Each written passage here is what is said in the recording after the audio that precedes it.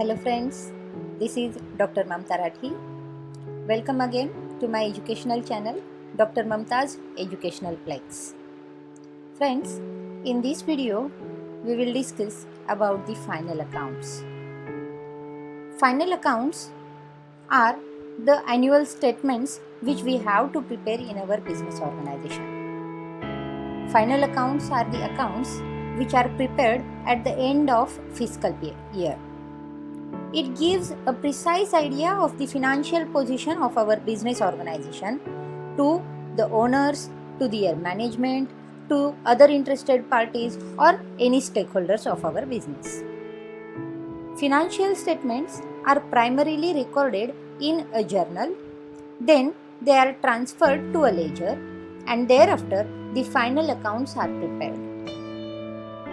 Now, usually final account includes the following components. We have to prepare several accounts for our final accounts. These accounts may consist trading account, manufacturing account, profit and loss account, and balance sheet. Now let us see one by one what is meant by these accounts. So firstly, we will discuss about trading account.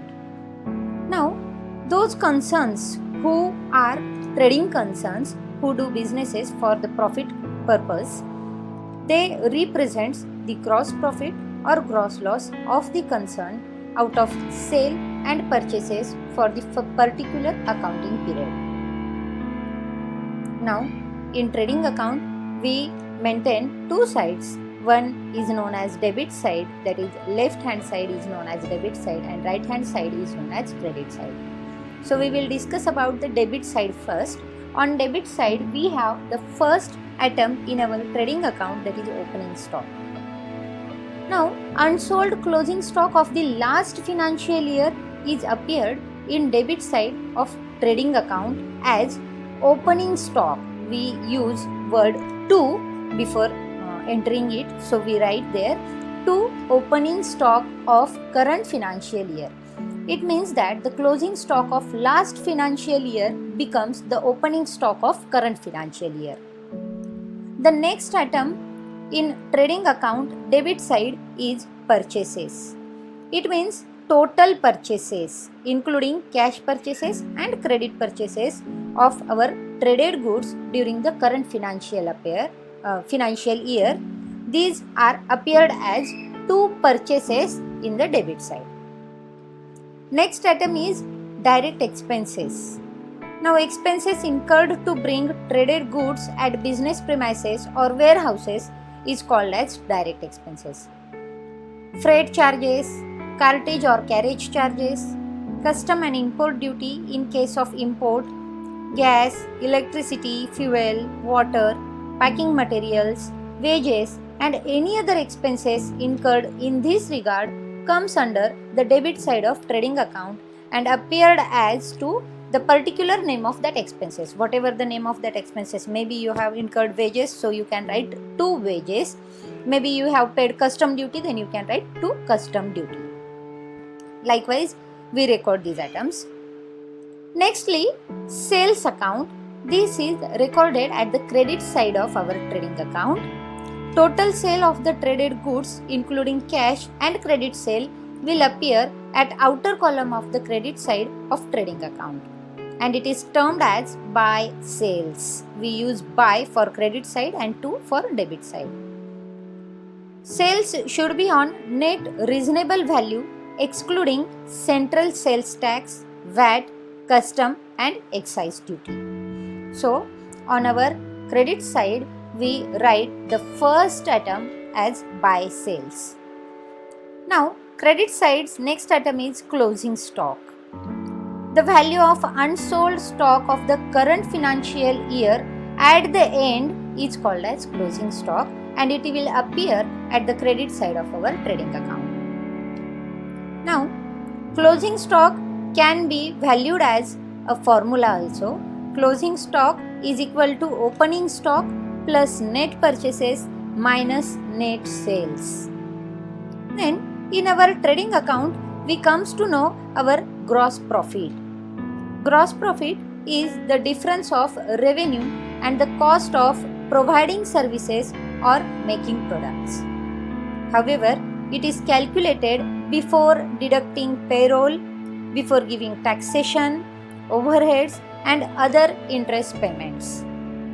Gross margin is used in the US English and carries same meaning as the gross profit. It means that gross margin and gross profit are used simultaneously. Gross profit can be ascertained by the formula gross profit is equal to sales minus cost of goods sold. Let us know what is operating profit. Operating profit is the difference of revenue and the cost generated by ordinary operations. However, it is calculated before deducting taxes, interest payments, investment gains or losses, and many other non-recurring items. Operating profit can be calculated by this formula. Operating profit is equal to gross profit minus total operating expenses. And accordingly, we can calculate net profit. Net profit is the difference of total revenue and total expenses of our company. It is also known as the net income or net earnings of our business organization. Net profit is equal to operating profit minus taxes plus interest. So, we can understand what is gross profit, what is operating profit and what is net profit by these terms. Friends, these are very simple terms. By a glimpse or by reading a small information regarding it, we can easily understand this. Here I have given a format of our trading account. As we have discussed earlier, you can see there are two sides, left side and right side. On left side, that is, it is termed as debit side, we have written to opening stock, to purchases, to direct expenses and to gross profit carried down. And on credit side, it has been written by sales, by closing stock and by gross loss if any, then it is written on the credit side. Now let us proceed to our next account. It is known as manufacturing account. Manufacturing account is specially prepared in the case where goods are manufactured by the firm themselves. Manufacturing accounts represent cost of production. Cost of production then transferred to trading account where other traded goods are also treated in a same manner as in trading account. There are some points which we have to take care while we are dealing with our manufacturing account. Apart from the points discussed under the section trading account, there are few additional important points that need to discuss here. These are, firstly, we will discuss about raw materials. Raw materials, as we know, are used to produce products and there may be opening stock, purchases, closing stock of raw materials. Raw materials is the main and basic material for the production. Next term associated with our manufacturing account is work in progress.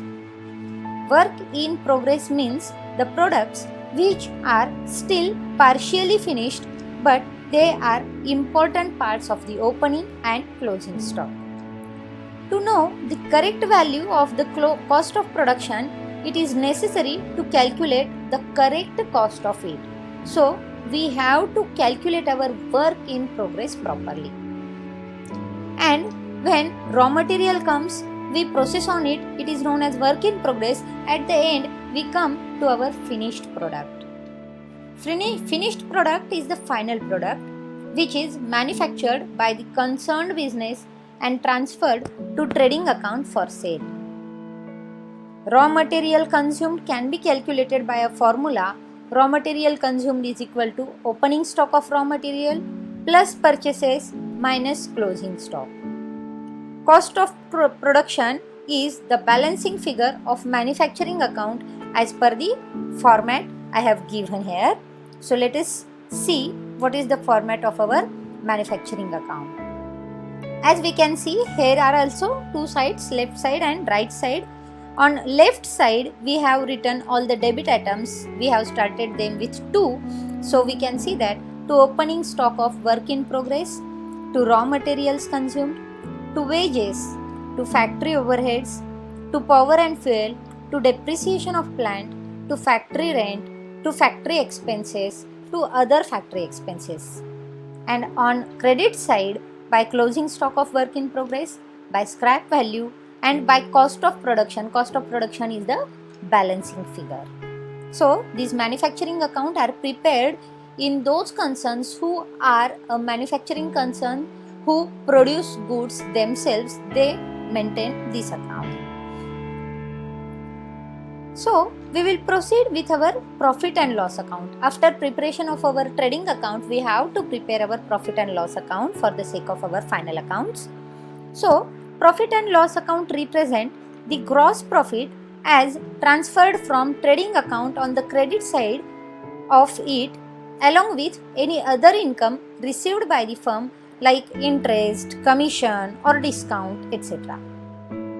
Debit side of our profit and loss account is a summary of all the indirect expenses as incurred by the firm during that particular accounting period. Now, what are these indirect expenses? These may be administrative expenses, personal expenses, financial expenses, selling and distribution expenses, or it may contain depreciation, bad debts, interest, discounts, commissions, etc. Balancing figure of profit and loss account represents the true and net profit as earned at the end of the accounting period and transferred to the balance sheet. Here I have given a format of profit and loss account. We can see that there are also two sides, left side and right side. Left side is debit side and right side is credit side. So on left side we have written all our expenses, that is salaries, rent, office expenses, bank charges, electricity expenses, staff welfare expenses, bank interest, audit fees, commission, sundry expenses, depreciation, repairs and renewals, etc. And on credit side we have written all our incomes, that is bank interest received, discount received, commission income received. And if we earn any profit, we have to write it on the debit side to net profit and has to transfer to our balance sheet. If our business organization suffers with loss, then we have to write it on our credit side by net loss and it should also be transferred to our balance sheet. So by this way we can prepare our profit and loss account. Now let us see our balance sheet. Balance sheet is a statement. It is a sheet which reflects the financial position of a business for the specific period of time. It is prepared at the end of the year. The balance sheet is prepared by tabulating the assets, that is fixed assets and current assets both, and the liabilities, long-term liability plus current liability, that is both the liabilities, long-term and current liabilities on a specific date. Now, what are the assets? Assets are the economic resources for the business. Assets can be treated as a property for our business, and the assets can be categorized as shown in our figure. Here I have given one figure where we can understand what are our assets. So let us see them one by one. Firstly, fixed assets. Fixed assets are the purchased or constructed assets used to earn profit not only in current year but also in next upcoming years also. However, it also depends upon the life and utility of our assets. Fixed assets may be tangible or intangible. Plant and machinery, building, furniture, fixtures are the examples of fixed assets. Now, we will discuss about current assets. The assets which are easily available to discharge our current liabilities of the firm are called as current assets. Cash at bank, stock and sundry debtors are the examples of our current assets. In short, we can say that fixed assets are those assets which cannot be easily converted into the cash whenever we require, and current assets are those assets which can be easily convertible into our cash whenever we need it. So these are termed as fixed asset and current assets. Next we will see fictitious assets. Accumulated losses and expenses which are not actually any virtual assets are called as fictitious assets. Discount on issue of shares, profit and loss account, and capitalized expenditure for time being are the main examples of our fictitious assets. Then cash and cash equivalents. Cash balance, cash at bank, and securities which are redeemable in next 3 months are called as cash and cash equivalents. Cash equivalents is equal to near to cash or equal to cash are known as cash equivalents. Then vesting assets. The assets which are reduced or exhausted in the value because of their use are called as vesting assets. For example, mines, quarries are the vesting assets. Next, tangible assets. Those assets to whom we can touch, we can see and have volume such as cash, stock, buildings are called as tangible assets. And intangible assets, those assets which are valuable in nature but cannot be seen, cannot be touched and cannot have any volume such as goodwill, patents, trademarks, they are also important but they are treated as our intangible assets. Account receivables, that is bills receivables and sundry debtors which comes under the category of account receivables. These are our assets. Working capital, difference between the current asset and the current liabilities is also known as working capital. Working capital is an asset for our business organization. Now, asset is a right hand side of our balance sheet. Let us discuss about our left hand side of balance sheet, that is liabilities. A liability is an obligation of business or our business firm or our company arises because of the past transactions or our past events. It is a settlement or repayment is expected to result in an outflow from the resources of a respective firm. There are major two types of liabilities. As we have discussed this also earlier, that is current liabilities and long-term liabilities. Current liabilities are expected to be liquidated by the end of current year are called as current liabilities. Now, the examples of current liabilities: taxes, accounts payable, wages, partial payments of long-term loans, etc. And another are the long-term liabilities. These are expected to be liquidated in more than a year. It is called as long-term liabilities. The examples of long-term liabilities can be termed as mortgages, long-term loans, long-term bonds, pensions, pension obligations, etc. So, very important part we have to discuss grouping of our assets and liabilities. There may be two types of grouping of assets and liabilities: in order to liquidity and in order to performance. In order to liquidity, in this case, assets and liabilities are arranged according to their liquidity. And in order to performance, the order of the arrangement of assets and liabilities are reversed as followed in order of liquidity. So this is our balance sheet. Now we will have a look over financial statement with adjustment entries and their accounting treatment. In our final accounts, we have to adjust some entries which are remained to post in our accounts. So, in order to prepare a true and fair financial statement, there are some very important adjustments. Those have to be done before finalization of our accounts. Here I have given a list of such adjustment and their accounting treatment. Firstly, closing stock, which is also known as unsold stock at the end of financial year. It is known as closing stock. It can be valued at cost or market value, whichever is less. The cost value or the market value of closing stock, which is less, we have to record that amount into our account. Now the treatment, the first treatment is in our trading account credit side and the second treatment is in our balance sheet asset side.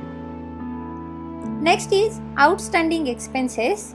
Expenses which are due or paid are called as outstanding. Expenses which are due but not paid are called as outstanding expenses. The accounting treatment is these expenses will be added in our trading and profit and loss account in that particular expenses account, which expenses is outstanding.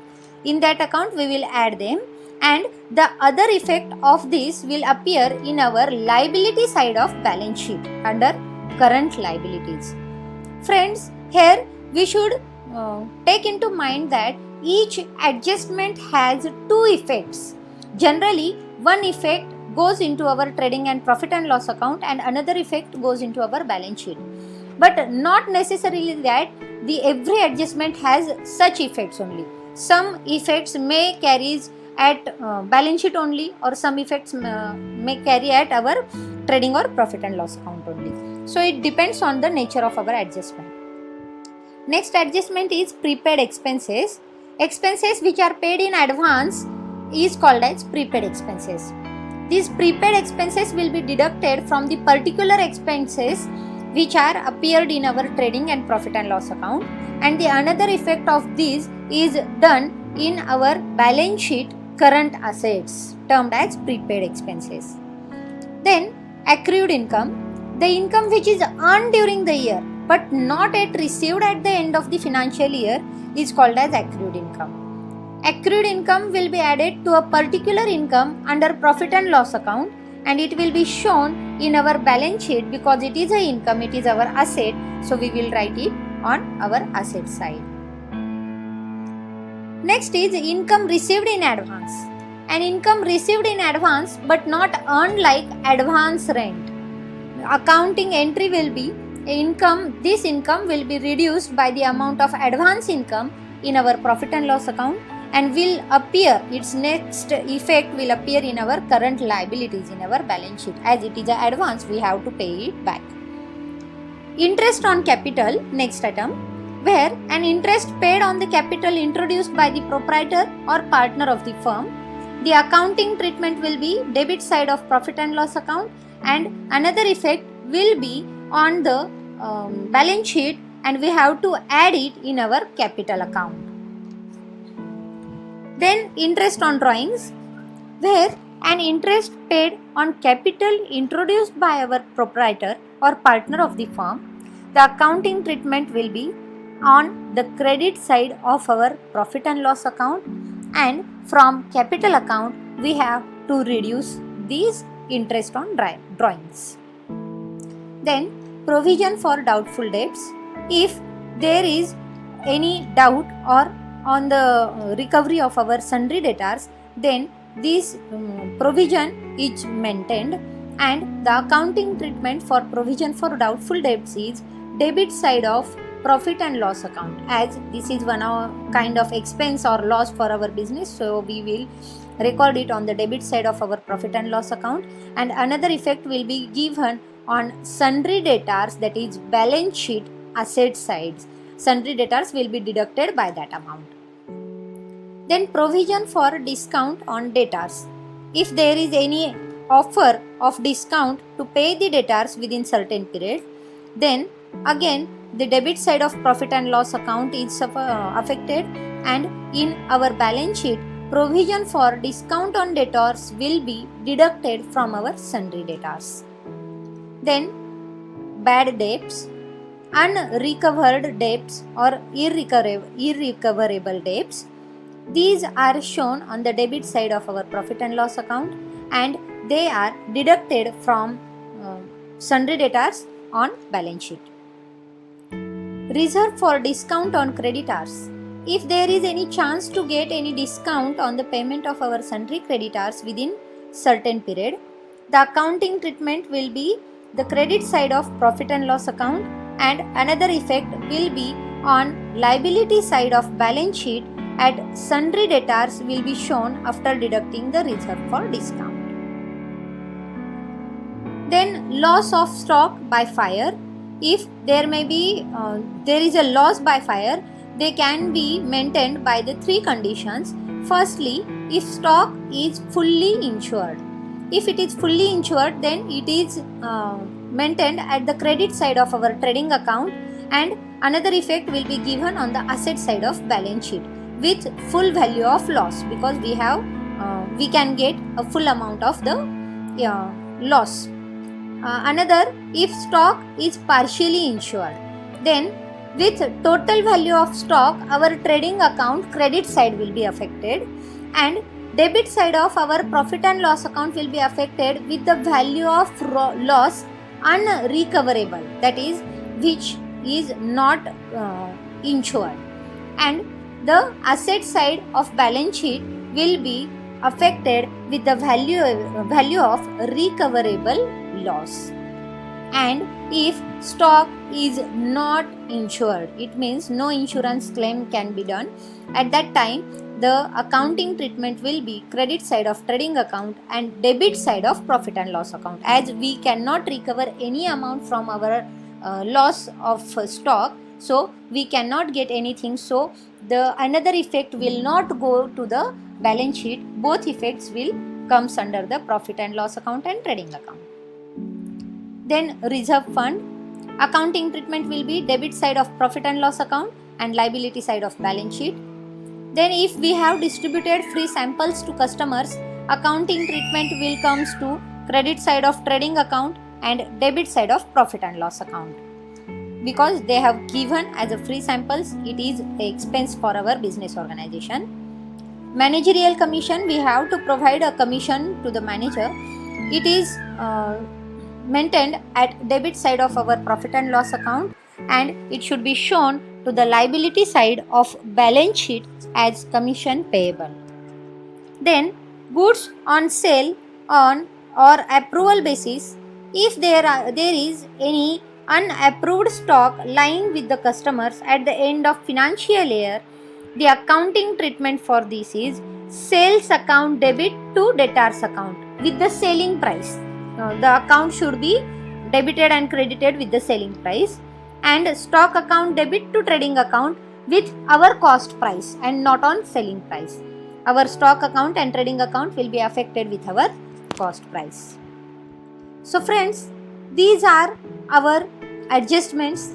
We can see I have given both the accounting treatments of our adjustments, that is both the effects. First effect may be to the trading and profit and loss account, and second effect will be given to the balance sheets, or both the effects may be given to the balance sheet and both the effects may be given to trading and profit and loss account. So these are some basic facts regarding our final accounts which we have to know while solving or while making our financial statements. So friends, by this video I tried to give a detailed information about the preparation of our financial accounts. I hope this information will help you out to make and maintain your financial statements. So friends, for such videos, keep watching to my videos, and those who have not yet subscribed to my channel, please subscribe to my channel. Please like and share my videos so others can also get benefit out of it. And please give your valuable comments and suggestions for the improvements of my videos in our comment box. So thank you people. Thank you very much. Stay tuned, stay connected. We will meet in next video very soon.